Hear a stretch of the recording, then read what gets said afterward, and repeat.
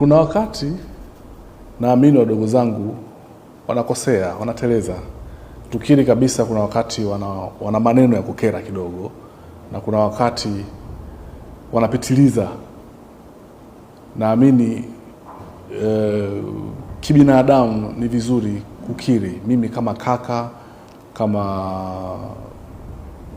mshikadau wa sanaa, nawaombea radhi kwa niaba yao ili kiwanda kiendelee kusonga mbele.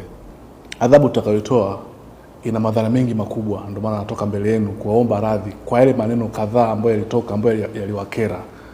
Na naamini kabisa tukubaliane kwamba adhabu hii inaweza kukugusa hata wewe ambao unaiendesha sasa hivi hii movement.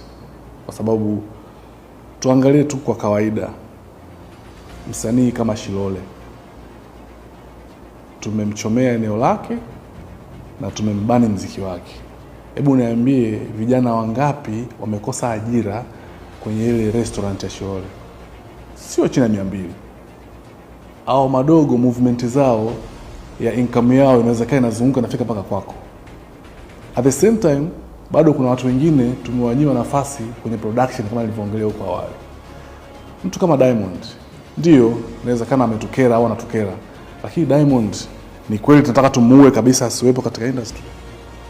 Tujiulize, ni kweli tunataka tumuue Diamond?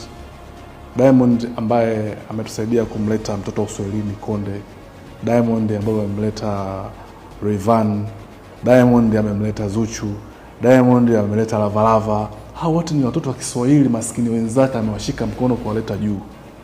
Diamond huyu mwenye media house ambaye ameajiri vijana pale zaidi ya 500. Kwa hiyo naomba radhi kwa yale machache ambayo yanawakera, ili kiwanda kiendelee. Kiwanda kiendelee kuzalisha, kiwanda kiendelee kutoa nafasi kwa vijana walio wengi.